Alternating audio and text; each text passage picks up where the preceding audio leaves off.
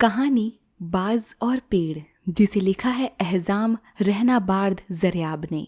हमारी गली में था एक ठूंठ। उसके पास ही मोची की एक छोटी सी दुकान थी। वो रोज सवेरे अपनी दुकान खोलता, दिन भर काम करता और सूरज छिपने पर दुकान बंद कर एक बड़ा ताला लगा देता। हमारी गली में ही दो निठल्ले भी रहते थे जो कुछ भी काम नहीं करते थे। यह तो मुझे पता नहीं कि वे दोनों कोई काम क्यों नहीं करते थे, पर वो दोनों दिन भर उस मोची की दुकान पर बैठे रहते और समय नष्ट करते। ऐसा लगता कि जैसे वो दोनों भी उस दुकान का सामान ही हो। एक दिन मैं उस दुकान के पास से गुजरा। मैंने देखा कि मोची हमेशा की तरह कुछ नहीं बल्कि गुमसुम था। वो अपना सिर झुकाए इस तरह बैठा था जैसे किसी गहरे सोच विचार में हो।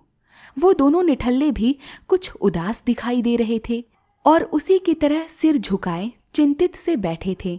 मैंने पहले तो सोचा कि ये दोनों मोची की नकल कर रहे होंगे और शायद मेरा विचार ठीक ही था। वैसे ये बिल्कुल मूर्खतापूर्ण हरकत थी। यह सोचकर कि जरूर कुछ दुखद घटना हुई है, मैं उस दुकान पर गया और उस मोची से मैंने पूछा, क्या बात है? मोची ने धीरे से अपना सिर उठाया और मेरी ओर देखा।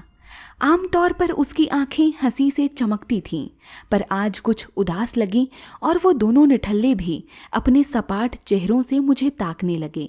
मेरा प्यारा बाज उड़ गया है, मोची ने कहा। उसकी बातें सुनते ही मैं खुश हो उठा। कैसे उड़ गया? मैंने पूछा।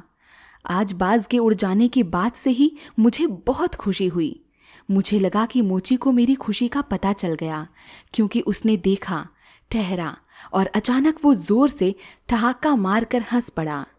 मोची को हंसते देखकर वो दोनों निठल्ले भी हंसने लगे। मोची के हंसने में बदले की भावना और गुस्सा भी मिला हुआ था। तुम हंस क्यों रहे हो? मैंने पूछा। क्योंकि वो दुष्ट बाज, अब वो जल्दी ही मर जाएगा, उसने कहा। क्यों मर जाएगा? मैंने पूछा।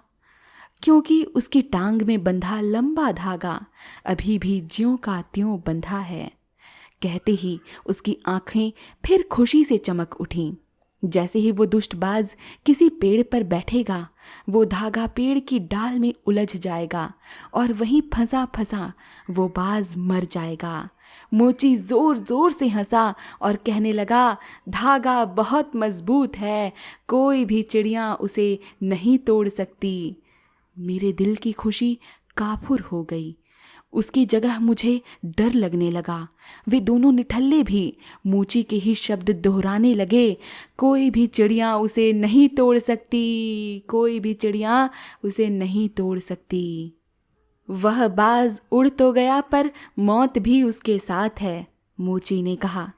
तुम बहुत निर्दयी हो, मैंने कहा। उसकी आंखें खुशी से अब और चमकने लगी थीं। वो कहने लगा, मैं उसको खाने के लिए जिंदा चिड़ियाँ देता था, वो उनको मारता और खुशी खुशी खाता था, लेकिन अब तो वो उड़ ही गया है। मैं उसकी पूरी बात सुने बिना ही चल दिया। उसके शब्द मेरे कानों में गूंजते रहे, क्योंकि उसकी टांग में बंधा लंबा धागा अभी भी ज्यों का त्यों बंधा है। जैसे ही वह दुष्टबाज किसी पेड़ पर बैठेगा, वो उलझ जाएगा और मरते दम तक वहीं फंसा रहेगा। धागा बहुत मजबूत है, बाज उसे तोड़ नहीं सकता।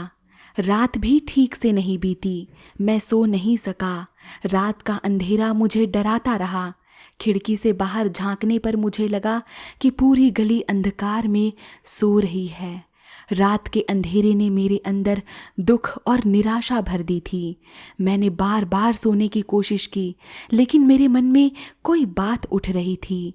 उस बात से मैं स्वयं बेखबर था कि वो क्या है। जितना ही मैं उसको जानने की कोशिश करता, उतना ही मैं उलझ जाता। ऐसा लगता कि कोई ऐसी ताकत है जो मेरे मन के विचार को बाहर नहीं निकलने दे रही।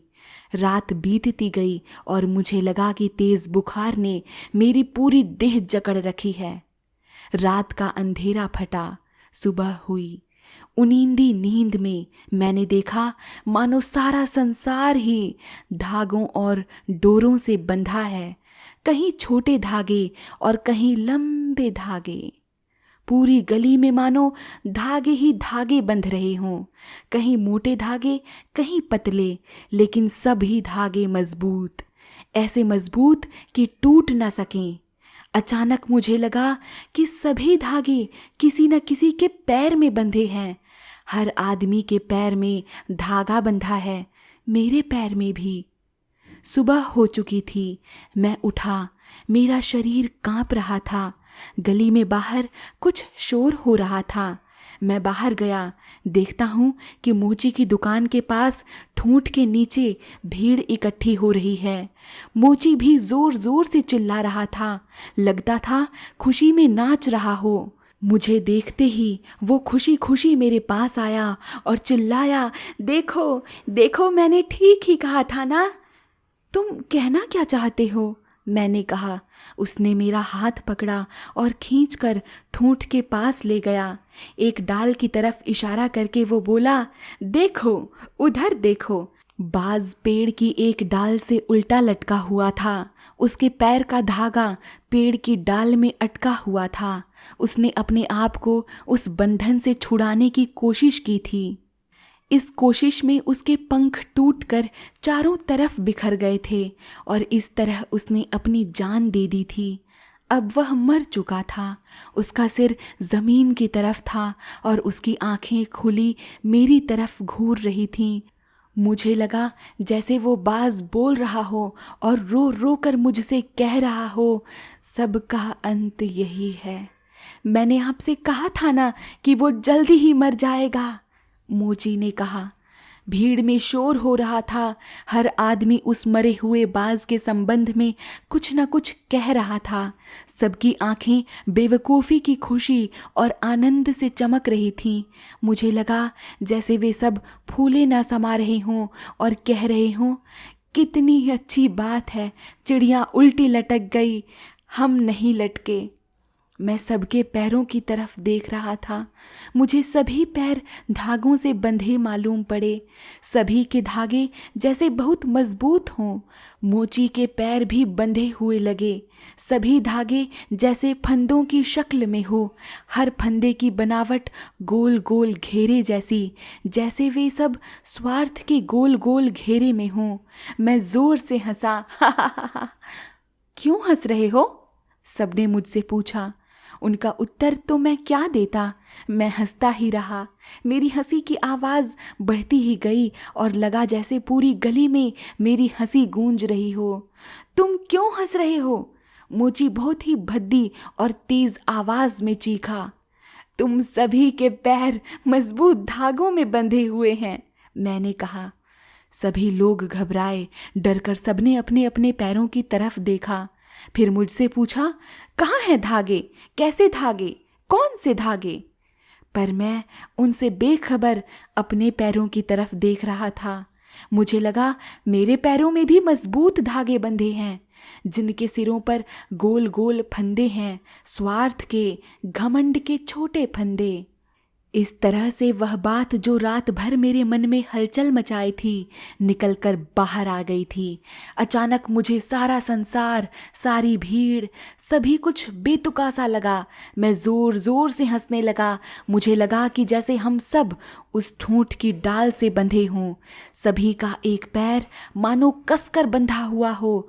मोची भी मेरे नज़दीक ही लटका हुआ था। उसका चेहरा भी मेरे करीब ही था। उसका चेहरा जैसे ज़्यादा ही दुखी हो और कह रहा हो, सबका अंत यही है। दोनों निठल्ले भी वहीं लटक रहे थे। उनके चेहरों पर भी वैसा ही दुख झलक रहा था जैसे बेहुदा नकल कर रहे हों।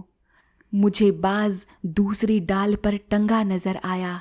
मेरे मन में उठा, ये क्यों वापस आ गया है? तभी मुझे लगा कि उसके पैर से एक दूसरा धागा बंधा है जो यहाँ से मोची की दुकान तक गया हुआ है। यह दूसरा धागा मानो जीवित पक्षियों से बनाया गया हो।